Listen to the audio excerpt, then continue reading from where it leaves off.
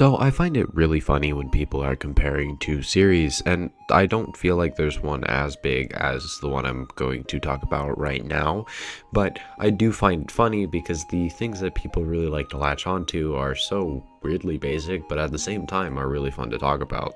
Let's get into it. And if you find me breathing really heavily, that is not my fault. That is just because I am sick, or I think I'm sick. I don't exactly know, so just bear with me on that. So the two things I want to talk about, or the two series I want to talk about, are Halo and Warhammer respectively. Because they are so connected but yet so very different in lore, I'm going to be sticking about like certain things with said universes and not the whole lore, or I would have a 2-hour long video on my hands, and I don't want that. So where these two series are very similar in the way they are worked, or at least constructed, is the weaponry. Not every gun is a one-to-one or has a one-to-one in said respected universe, but there are some that do, and they're very similar in the said aspect, maybe having some differences being like the way they're used in their said respected universe, but they are really similar, and I would like to talk about those similarities and differences. So most of these similarities come from the weapons said universes use, and I'm going to start with the weaponry because it is one of the easiest things to kind of mark down on my list, so let's get into that. So we are going to start with the plasma pistol from both series. They have very similar ways of functionality where if you shoot them too much they overheat, and they normally have a way to cool down.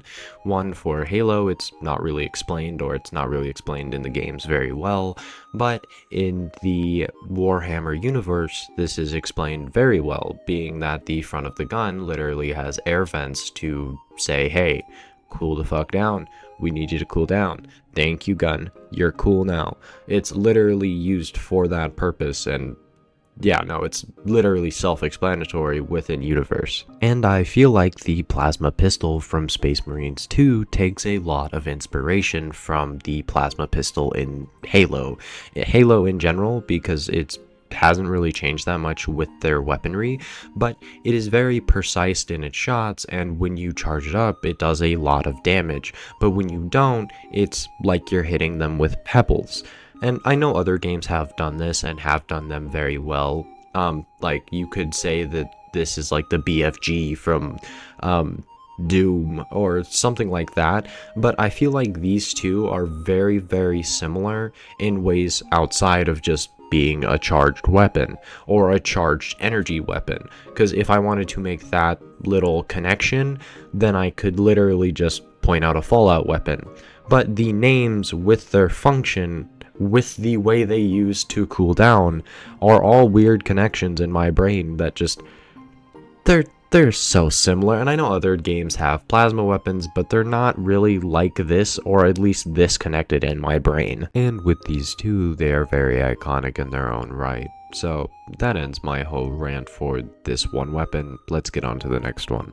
This weapon has been talked about by a lot of people, but the combat knife from both series is very different in the way it's used, but I feel like the way they explain the metal is so funny to me because it seems so similar, being that it's a special metal to either never lose its sharpness or regain its sharpness with time. Starting with the Warhammer blade, it weighs 1 pound, not being a lot for a typical sword.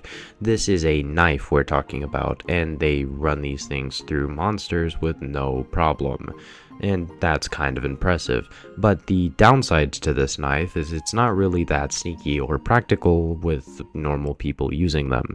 So yeah, that's kind of the opposite of the Halo blade. And while Warhammer blades are small swords, the opposite can be said for the Halo knife. The Halo knife is very small and compact, used for like sneaking or hand-to-hand combat, and that's practically it. Trying to use the Halo blade like you would the Warhammer blade is then not practical at all. Like, the size comparison is so much different. The last thing I have to actually say or address in this video is the armor comparisons. I've seen a lot of these recently, and the Mark 4, I think it was, Mjolnir armor, is only a 2 to 3 ton lifting weight at your max human potential.